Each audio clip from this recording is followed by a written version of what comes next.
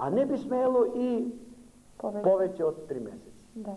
Не смее 3 месеци, затоа што во тој случај претходната доза како да не се дава, како да се почнува. Се изгубува. Затоа инсистираме на редовност. На редовност, онака како што хронолошки како им што запишуваме на родителите, ние во книжката им запишуваме денеска е вакцинирано и на книжката им запишуваме кога треба да дојдат. Да.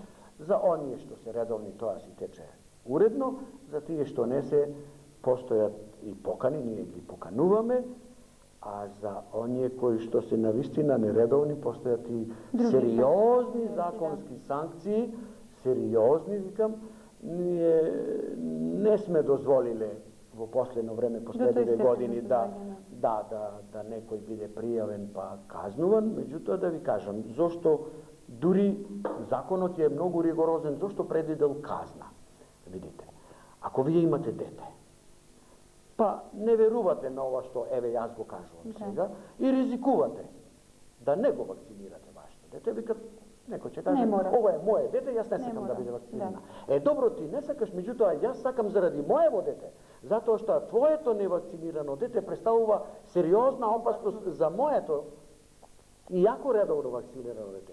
Затоа што невакцинираните деца, особено ако ги има повеќе такви, представуваат прекрасен синџир за ширење на болеста. Болеста, да кажеме, болеста. Причинителот на болеста кога ќе најде на вакцинирано дете, не предизвикува ништо или предизвикува некое многу лесно заболување и тоа ќе пројде незабележително. Меѓутоа, ако, да речеме, детска парализа, ако бацилите од детска парализа, вирусите, дојдат во невакцинирано дете, ќе предизвикаат детска парализа која што може многу лесно да разболи цел еден синџир од други невакцинирани деца и тоа представува опасност за моето дете. И затоа законот ги заштитува сите. И детето на оние што не сакаат да си ги вакцинираат децата, меѓутоа и на оние кои што се ревности. Затоа законот е тука многу ригорозен. Ние во последно време, реков, не сме прибегнале кон таа мерка, бидејќи веќе и свеста кај нашето население е значително порасната, но порано не беше секогаш така. Сега, понатамо.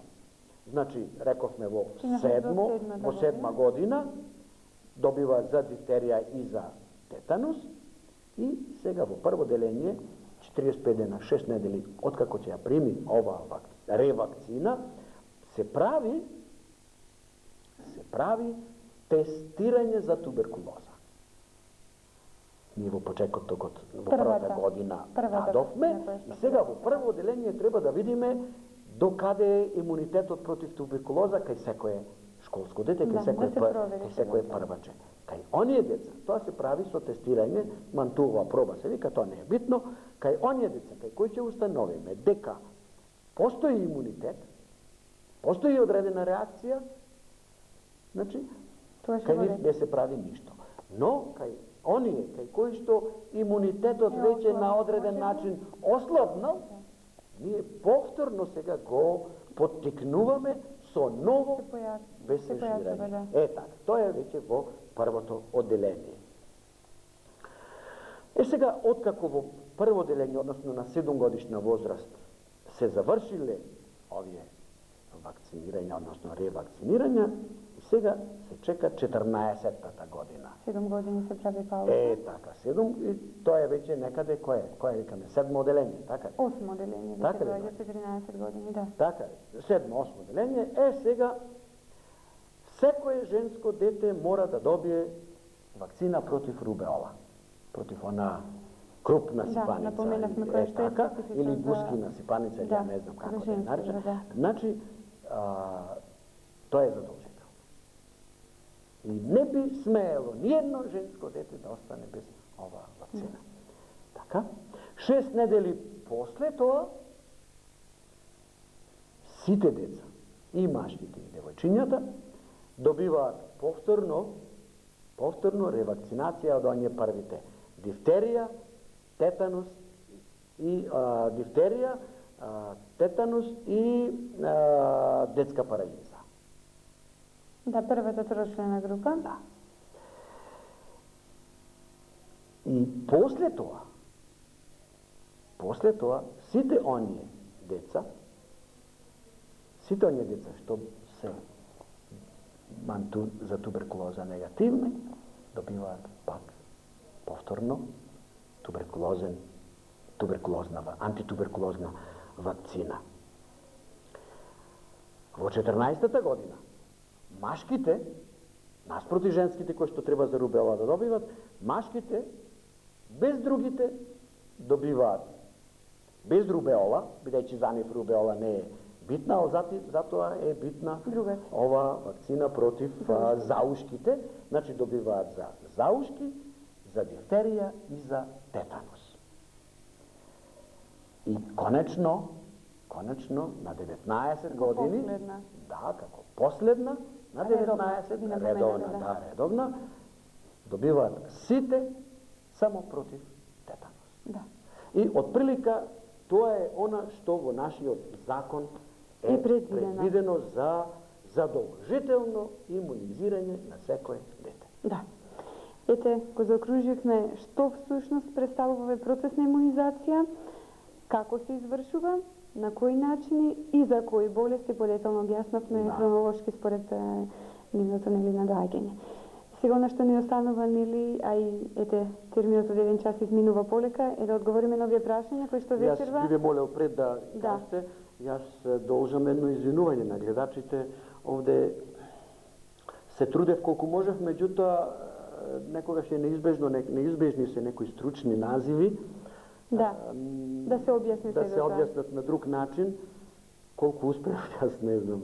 Али се трудевме барем да тоа биде на народски јазик кажано. Да, не стручно. Не со стручни називи, би рекла. Не со стручни називи, да. Стручноста мора да биде издржана и она што законот го кажува. Меѓутоа се да додаде барем во контекст називи, поправката, и со нивната Јас се надевам честа употреба. Разбирливи. Па судејќи според оние прашања кои што се поставени, верувам дека нашите гледачи не разбрале, затоа што и оние прашања кои што ги имаме се однесуваат токму на вечерашната тема. Да чуеме. Да. На почетокот гледачка од Струга вели: дете кое на 13-месечна возраст има прележано заушки на едната страна, дали постои можност подоцна да се повратат и на другата страна? Во принцип, заушките се јавуваат обострано. Но има отстапување? Има отстапување од случај до случај. Можно е да оболи само од едната страна. Заправо тоа оболува целиот организам. Да. Болеста не е само на тоа место кај заушките. Тука се најмногу манифестациите најизразени. Но може на едната жлезда да биде повеќе, на другата помалку, но во принцип паротитисот или воспалението на заушките се јавува еднаш во животот. Да. Независно дали бил на едната страна или на другата или на двете. Да. Идеме понатаму. Повторно гледачка од Струга вели: имаме бебе од 2,5 месеци. Вакцина за што ја прими воопшто не се познава, сега не се напоменува за која вакцина станува збор. Да. Само малку е за црвеното местото. Дали е тоа нормална појава или треба да има и други симптоми за препознавање? Не, во оваа возраст е сигурно нормална појава, затоа што треба да помине малку подолг период. За да се појави 2-3, кај некој дете повеќе, кај некој помалку, за да се појави лузничката. Меѓутоа, нека не се секираат, нека не се плашат, затоа што кај доста голем процент, јас сега не можам бројки да кажам, да изнесам, не се ни битни тие, конечно, кај одреден број деца бесежето, условно речено, ќе кажам, не успева. Не успева, него организмот не створил онакви одбранбени механизми какви што треба да створи, и лузна не створил. Но до крајот на првата година, тоа повторно ќе биде. Ако изопшто не се појави, да кажеме во тек на наредните месеци, ако не се појави таа лузничка, тоа дете сигурно ќе биде бесежирано. Тие воопшто нека не се грижат, нека бидат редовни на систематските прегледи во советувалиштето и редовни на поканите односно на календарот за вакцинирање, Да. и ние сме тие што ќе видиме дали е така. Ќе се утврди се. Но, за да не мора други мајки да прашат, веднаш да кажам. Имаме многу голем број случаи кај деца, кај кои што во првите месеци, 4-тиот, 5-тиот, 6-тиот, 7-тиот месец, сме забележале дека има позитивна реакција, дека има лузничка, таа постепено до првата година да се подизгуби и да исчезне. Или да биде толку мала, па за да ја сметаме нецелисходна, како за неуспешна. И најдобро е тие деца да се повторно бесежираат во 12-тиот месец, и ние тоа го чиниме. Да. Докторе, што друго би рекле на крајот, освен нели благодарност за ова ваше учество токму во оваа емисија. Сметам дека сето на што беше интересно со имунизацијата и што беше нели приоритетно да се напомене токму во оваа емисија го изнесовме, одговоривме и на нашите гледачи.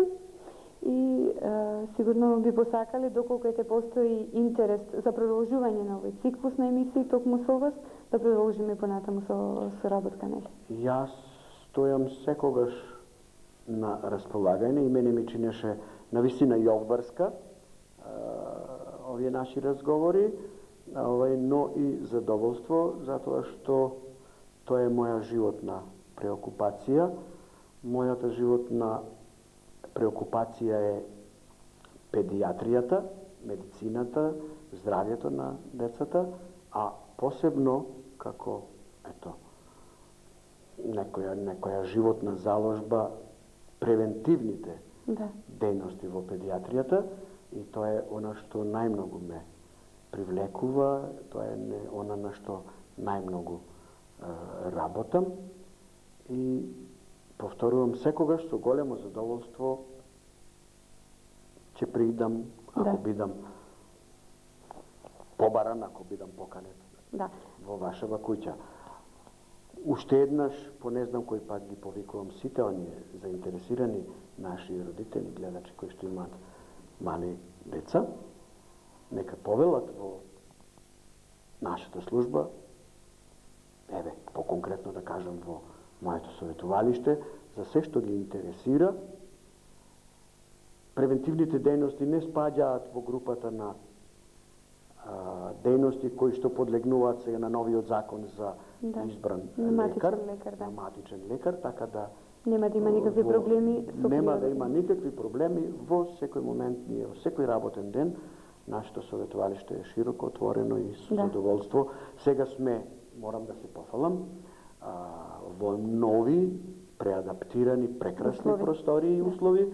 Имаме можност за она што овде го прикажувавме во сиве овие наши сеанси, во зависност од проблемот кој ги мачи родителите и децата, да и нагледно со телевизија, со телевизиска видеолента, со слайдови, со фолии, со друг нагледен материјал да им покажеме се со цел да имаме здрави деца. Рековме ние, детето е цвет на ова наша земјина топка. И како што напоменував ја честопати, среќно семејство е она во кое што растат здрави и весели деца пред се. На тоа да се стремиме сите, кон што се стремевме и ние низ овие изминати сеанси токму со вас. Задоволство ни беше да бидете наш гостин и се надеваме дека повторно ќе бидете. Да. А на вам пред телевизиските екрани ви благодарам за вашето внимание по 16 пат во диапазон.